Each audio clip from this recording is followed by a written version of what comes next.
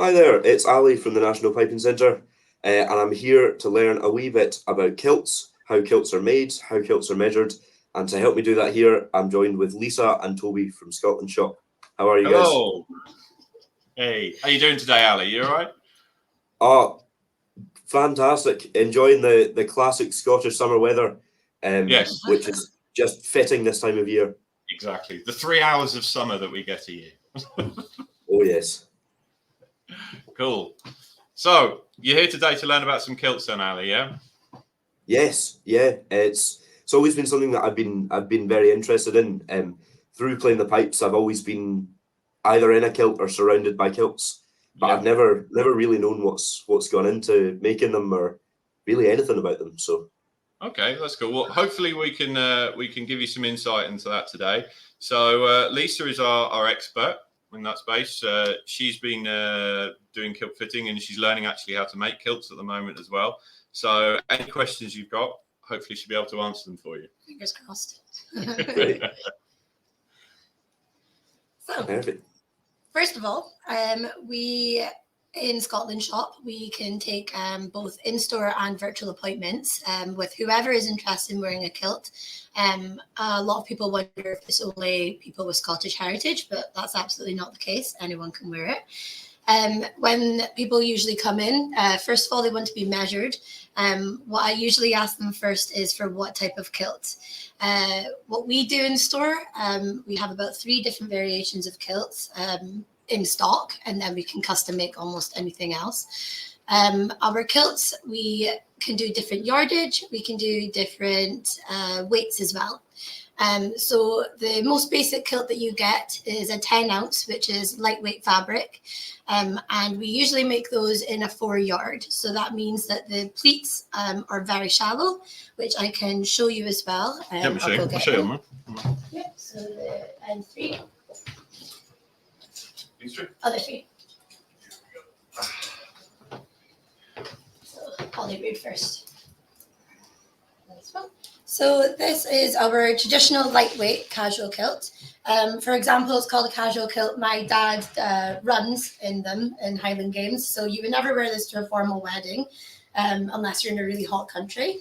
You can see at the back, the pleats, as it's a 4 yard, it's got really shallow pleats, which you can only see it's just covering my fingertips. If you want to get a set up from that, you've got the 6 yard medium weight kilt. So this is a heavier fabric, which means it's a little bit more rigid when you wear it. And it also means that the pleats on the back are a bit deeper. You can see they go up to about my knuckles. And it also means that when you're walking, it shows a lot of a better swing. Walking, if you're in a pipe band, obviously, if you're dancing in a ceilidh, it means that the swing is a lot better there. And then you also have the heavyweight, which is 16 ounce. And this is a traditional 8 yard. So this means it covers the pleats, most of my hand there. It means it's super heavy, but it has the formality that you want for a wedding, a pipe band, graduation, anything that you want to look a bit more formal. And it will also keep you really warm, which is obviously what you want when you're in Scotland. With the kilts as well, you can also pleat in different styles at the back. So you can pleat to the set or you can pleat to the stripe. Pleating to the set, like this one, means that what you can see on the front, you also see on the back. So the pleats have a lot of the time a different amount of depth so that they are folded over to look the same. Whereas if you pleat to the stripe, which this one here, you can see that along each pleat you have that center line. So that means that instead of it looking the same as it does at the front, you don't see that tartan. What you see instead is a lot swishier as it has those lines going down the middle. So traditionally, the military or pipe bands do get their kilts pleated to the stripe because it means when you walk, it actually looks a lot fancier. A lot of the time people do get it to the set because certain set patterns, if it's larger, then you would usually want to do it to the set because it would look a bit silly if you did it to the stripe. So it just depends on the tartan as well as what you're wanting to do with the kilt. And then after that, we can then go on to talking about different types of pleating. So there's a lot of little customizable options that can really determine how your kilt is going to look. So the most common is the knife pleat. Knife pleating is when you're simply just taking the yard of fabric and you're folding it over and over again, and that's how you get the pleats like this. And that means that it's just a simple fold over, and then you move along, fold over, move along, fold over. So this is what most people wear, most people choose. It means that you can see the pleats a lot better as well, especially when you're walking or dancing. Next, we have the box pleat, which is this one. And with the box pleat, it's really hard to show it on a camera, but you can see that there's that front panel, and then it pleats on either side. So they're pleating into each other, folding along, pleating into each other, folding along. So it's kind of like a knife pleat, but they're going in opposite directions to create these wider panels. So this doesn't look as good as when you're walking, but it's really fun to make and to look at. We then have, and you can see this one is also pleated to the set because you have those middle lines there, and it looks different from the front. This one is a military box pleat. So just like in the title, most military would get this one. And how this works is just like the knife pleat, you fold it over, move along, fold over. But instead of just moving along, you add in that extra panel at the top. So just like the box pleat, they're just not shallower, narrower, which is what makes it the military and then box. So it's combining the two different styles of pleating, which is quite tedious, but it looks good. And then finally, final style. This one here. That's another type of pleating, which I've thrown in there. This is Kingusi. So you have that one box pleat in the middle, and then you have the knife pleat folding into each other on either side. So you have that center point, which you can see is a different type of style of tartan because you've got the set pattern, and then you've got the stripe pattern. So it shows both of them off in the back rather than just having one or the other. And there are the different weights that we do, the different pleatings that we do, and yardages that we do. Yardages? Yes. Yeah, that we do. So that's all kind of the customizable options I can speak to. You can probably go on for much longer, about 100 different ways that you can pleat. Once the customer has chosen what type of kilt they would like, what they're going to be wearing it to, how they want it made, that's when I then take them through to our measuring area, which we're in just now. I can offer them a dram of whiskey, some shortbread if they want, and we can get into the measuring. So Toby here is modelling the kilt. He has on the heavyweight, so the 16 ounce, and it is the 8 yard, so it's got the really deep pleats there. When I'm first taking someone into the measuring room, though, obviously they're usually in jeans or shorts or something, not in the kilt. So it's always best to talk them through if they've never worn a kilt or how they want it to feel. So, I mean, mine's is a bad reference because mine's is super high-waisted. But most kilts you would want to have on your belly button. So not your hip bone where a lot of your jeans are. Just where you find comfiest, which is usually going to be your belly button. So when we first measure the waist, if you want to face the mirror there, thank you very much, raise your arms. We always make sure that the measuring tape at both the front and the side are straight. We don't want them to be on a slant because then it means your measurement will be very wrong. What we do when we're measuring is we always pull it in that extra inch. A lot of people then take in a sharp breath because they don't expect me to do it. But that's so that the kilt doesn't slip down. Obviously, most men don't have hips, which means that it can just go straight off if it's not tight enough, which is why we squeeze it in that extra inch. It just means it's secure. It means that when you're measuring it to the buckles on either side, we're measuring it to the middle one. So that it means you have an inch on either side. If your weight fluctuates, you can take it in and you can take it out. And then we measure the hips for the seat. So again, not your hip bone, but the widest part of your body. So I'm wearing a sporran at the moment. So Toby's wearing a sporran, but that's fine. We'll pretend it's not there. If I measure it there, obviously you want to make sure it's again straight at the front, which I've got a mirror in front of me, I can see it is, and straight at the side. And with this measurement, you're just keeping it flush. So obviously holding it together, you don't want to squeeze it in that extra inch because you want the pleats to be flush with your body so that obviously you have that flow when you're walking or dancing. So they're the two measurements that you need for your for being wrapped around you. But next would obviously be the length. The length is obviously quite also tedious when you're measuring because you don't want to be wearing a mini skirt, but you also don't want to be wearing a maxi skirt, especially for men. So what are the rules on the length? The rules on the length are that you want it to be mid-knee. So when you're in a measuring appointment, it's always easiest if you then are in a kilt or in shorts usually so that I can actually see the middle of your knee and I'm not just guessing and feeling around for where the obvious part is. So with Toby, obviously, he's got on one of our stock sizes. So you want to take it from where you measured the waist, so about the belly button, and you want to take it down, obviously, to mid-knee. And where Toby has it just now is perfect.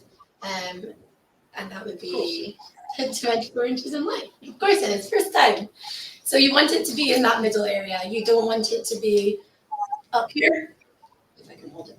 You don't want it to be up here so that you can see the full knee, and you also don't want it to be too long. You don't want it like that. Looks bad, especially if you then have your kilt hose on, because then it just looks like you're wearing tights, and that's not what you're wanting to. That's not the traditional Scots look.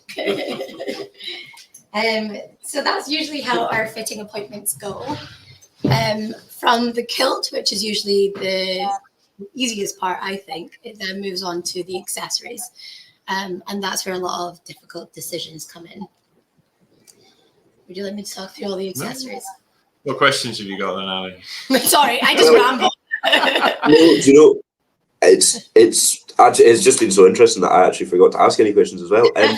No, it was just a couple. So you mentioned right at the start that obviously you don't have to be Scottish to wear a kilt, which at least from my view, I think that's what's so cool about kilts, that you've obviously got a fair range that you can sort of choose from in terms of tartans and stuff. How would you suggest going about picking a tartan if you're not specifically from Scotland? If you don't have any Scottish heritage in you that you know of, so you don't know how to track your tartan back to a family name, we also, tartans are being registered every day. You can go onto the government tartan register and you can just refresh the page and you can watch a new one being added, which is pretty cool. But nowadays we don't have tartans just for name. We also have them for district, and we also have them for fashion purposes, corporate purposes, and we also have universal tartans. So a lot of the time when someone comes in who hasn't got Scottish heritage, they're really interested in the universal tartans. So these are your typical Pride of Scotland, Scotland Forever, Flower of Scotland, Black Watch, which is the one Toby has on. So a lot of the time they like to pick from the universal names that we're able to provide them. Other times people like to just look at different colors, because obviously people aren't going to look at you if you're not wearing a tartan of your name. Some might and say that's not your tartan though, why do you have that on? So we can filter our tartans through different colors as well. There's also a range of tartans, I think it's called the Hebridean range, which aren't associated with district or name at all. They're just variations that have been made because they look good. So it's a whole process. You could spend hours looking through different tartans to try and find what you like. But even if you do have one that you like and it's a name, you're still okay to go for it. We just usually start with the universal, or if you know that your family's from a specific area, going through that direction instead. Great. Really interesting. I actually didn't know quite a lot of that. I think that's really cool. Is it one of those things where sort of everyone, because I feel like if I once wasn't Scottish and the first time I came to Scotland, I'd automatically want a kilt, because it's just one of those things. Is that the thing where just everyone wants to get it, and this is sort of the really accessible way of doing that for everyone now? Yeah. I mean, we have a lot of, especially just now with the Fringe, we have a lot of tourists coming in and just loving the fact that they're seeing people nowadays very casually wearing kilts. So like myself, I know I'm in a skirt, but people don't expect people like others just to see it in the street. So I think when they do and they see us as a non-gimmicky shop, they want to come in and they want to have a proper kilt, which is obviously what we provide. So it is very much, we do get people coming in and just deciding, this is my first time in Scotland, I need to celebrate by getting a kilt. So they can always get the traditional accessories later if they want. A lot of people do want to then wear them casually. We've had people come in and get measured to wear theirs to like rock concerts and things in the US, which is really cool. But we're able to then backtrack to wherever their family are from or whatever tartan they would like to wear, and be able to get the right kilt for the right occasion for them. Fantastic, great. And you were mentioning accessorizing. Yes. What's the process? And I'm sure it's quite a lengthy process. It's a lengthy one. I think there's a total of 14 accessories. Yeah, around about 14. That you can wear. I don't know if you've worn a full kilt outfit yourself before. I hope you have, as a Scotsman. So the basic start would be, the way I work it through in my head is the kilt down, and then I go from the waist up. So we first of all have obviously your kilt, and then we have your kilt socks. Or your hose, so they obviously go up to just below your knee. You fold it over your flashes, which is the third accessory. Your flashes can traditionally be your own tartan to match the kilt, or it can be a solid colour or just one that matches. Then you have your ghillie brogues, which used to be a type of brogue that had holes in it for when you're walking through the marshes, the swampland. It meant that the holes could drain the water really easily. So with the modern kilt, that's what we've now developed it into, with the laces, tying it up with the right amount of tension so they don't slip down. You've then got your skiing do, which is traditionally put into the sock on your dominant hand. It would have once been worn into your jacket, and then you show whatever house you're going into, whatever friends you're meeting, you would show them your weapons and then you put it into your sock. So it was still on show that you were friendly, but you could get easy access to it if need be. You then have your sporran, which Toby's wearing one just now. That would have been once a leather pouch that you would have had your daily essentials in it, whiskey, porridge, all the standard things that one could have needed for a day. Nowadays, it's obviously a lot more casual, where if I don't have a bag, I will give my dad my phone and my lipstick and my money, and he can hold it. That's the purse for the day. You then have your shirt, or you can wear a ghillie shirt, or a jacobite shirt, it's also called. So they have an open front with leather lacing up. It's also got big, flamboyant sleeves, which can look really good at a ceilidh. That can usually be worn more informally with a belt. Kilt belts aren't put through the loops that the sporran are put through. They just sit on top of the kilt. It's also not meant to hold your kilt up. It is purely decorational. And the belt buckle you can have with your clan crest on it, or a traditional thistle. There's a few different variations that you can get for the buckle, as well as your cuff links. A lot of the time, cuff links, belt buckle, and your kilt pin, that's one that I missed. I'm wearing a kilt pin. They will all match. They don't need to, but they usually crest all matching together. The kilt pin is worn on the apron, so the front of your kilt or skirt, because I am also wearing one just now. And what that does is weigh the apron down so that in the wind it won't fly up. Obviously, you don't want anything to be on show to anyone. So there's a story that there was once the military were saluting to Queen Victoria, and it was a really windy day. Their kilts were going everywhere, and she took her brooch off and put it on one of their kilts, and then that's what weighed it down. Are you wearing one? I'm not a kilt pin, no. But so you can see my kilt pin there.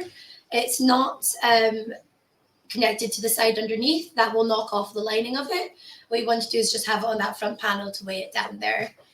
We've done the sporran. You've got your bow tie or your tie. Again, that can be solid color or tartan to match your kilt, which I think looks a lot better in my own opinion, but everyone's different.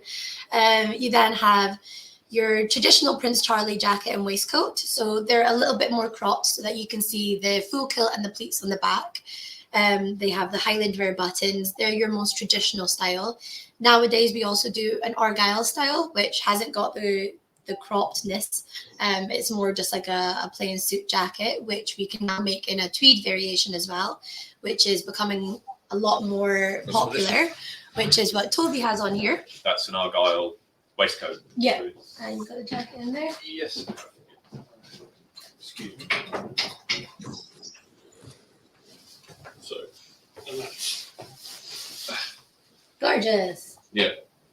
So that sort of jacket, the advantage of these as well is that you don't have to pair them with a kilt, but it's 3 different outfits. You can have the jacket and the kilt, the jacket by itself, waistcoat, kilt, waistcoat, jacket, jeans, or whatever. It's a jacket that this style, the Argyle jacket, as well as Lisa knows, it's cut exactly right for that. But it's a more universal jacket versus the Bonnie Prince Charlie jacket. I just realised there's a model there. Yes, she's on the model.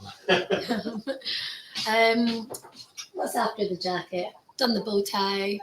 You can have a lapel pin. A lot of the time, what pipers will wear is the traditional fly plaid or the piper plaid, I think they also call it. So that goes through, well, I know for traditional style, it goes through, I forgot what that's called. That part. Epaulette there. Yeah. That there. It goes under that, and then you have your fly plaid brooch. The weight of that is what counterweighs the plaid from slipping back, and it will just traditionally it will flow off the back of you, so that when you're walking, it will flow quite nicely. A lot of the time, that is grooms who wear it, or obviously if you're in the pipe band. You have the Glengarry, which as well, pipers and drummers both wear alike. That's more of your off-duty hat, because you also have the feather bonnet, which a lot of pipers also wear. Not so much drummers, I don't think, though. They're mostly Glengarrys, and that's more your formal hat over a Glengarry as well. I think it's traditionally ostrich feather that's made out of. And if you're wanting to then wear that as a drummer or a piper, obviously drummers would then have to move the sporran to the side so that they have room for their drums, so it's not knocking against them.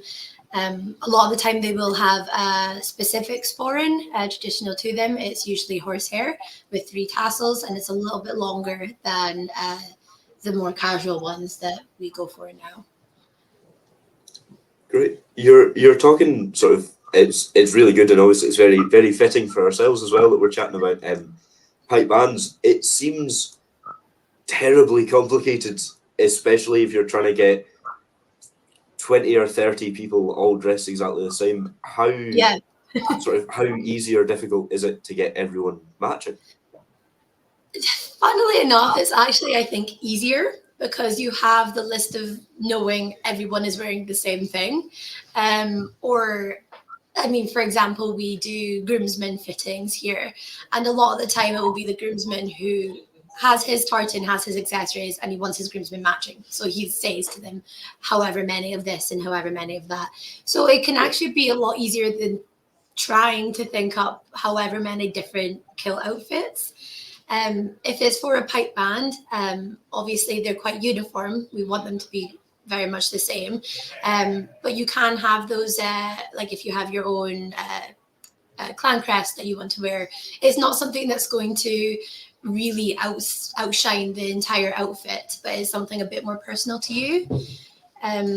So I think it would actually be a little bit easier to have that uniform where everyone's going to be wearing more or less the same thing.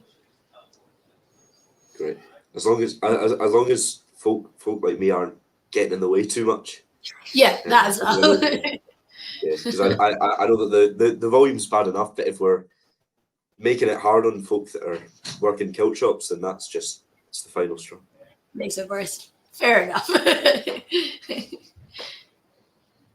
Great. I don't know. I've certainly a lot here. So cool. That's really good.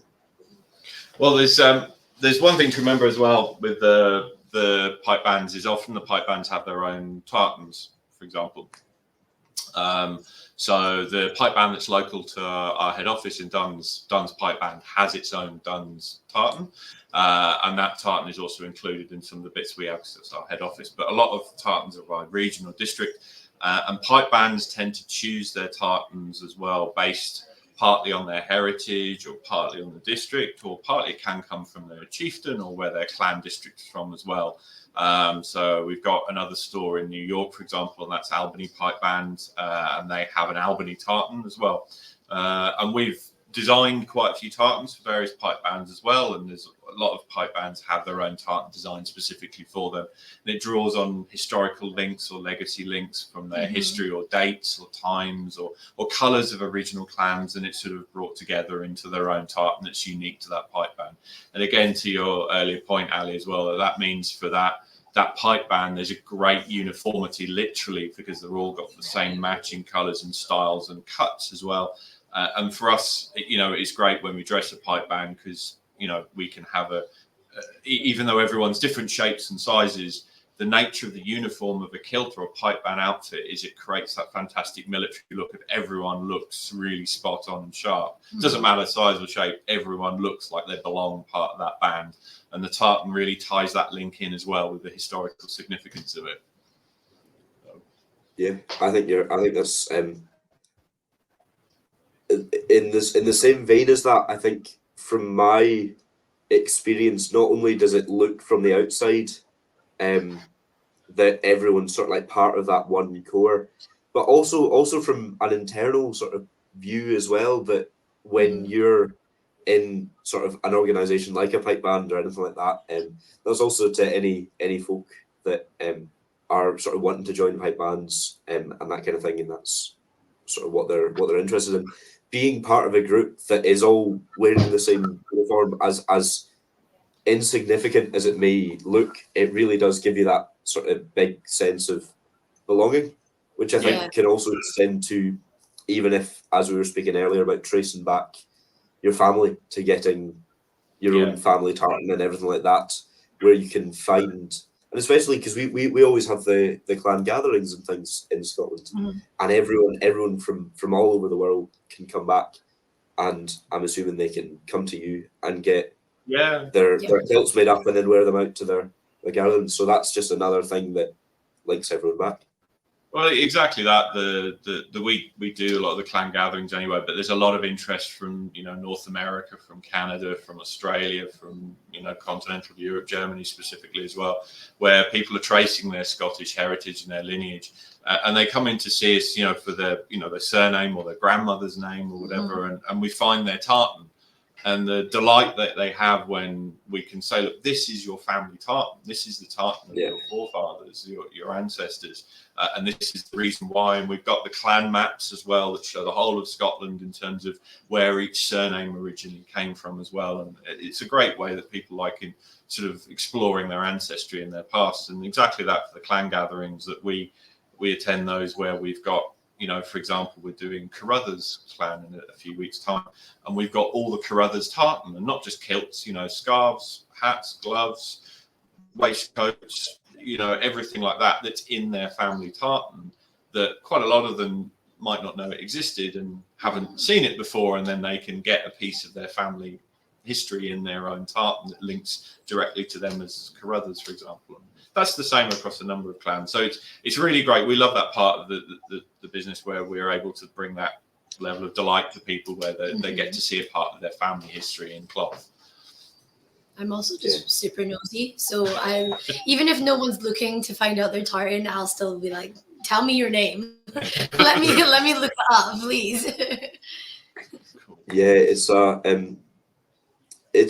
a really special thing, and I certainly being at the Piping Centre where we have all the, especially sort of this time, so the PipingLive festival, of course, it's once a year, and it's the time where everyone that plays the pipes converges on this one place right in the city centre of Glasgow, and it's like a big family gathering, the same as the clan gatherings, and it's something so special, and I could be wrong here, but I feel like there's nothing else, be it piping or tartan, but something that links you, and I feel like no one does it better than Scottish folk, and I think that's what makes it so special. Totally agree. So, any more questions? Anything you'd like to learn, then, Aly? I'm all happy if you guys are happy. No, that's great. Listen, it's been really great talking to you today, and it's nice learning more about the National Piping Centre as well. Worthy of note as well, obviously we've got the Piping Live is all this week. We will say Scotland Shop is at the Piping Live Trade Fair, so come and see us on the Thursday the 15th of August. We've got a stand in the Glasgow Concert Hall. So we're especially excited to be part of this event as well, and we're really excited to be part of that too. So if there's no more from you, Aly, then we'll call it a day. And listen, it's been really great meeting for you and speaking to you. And it's really great learning. I've learned some things today from Lisa as well, more about kilts and stuff. And really good luck with the Piping Live as well. Yeah, well, thanks so much. It's been a pleasure speaking to you, and I'm sure we'll catch up on Thursday. Definitely. Yeah, See you later. Right. Cheers. Thank you. Bye bye.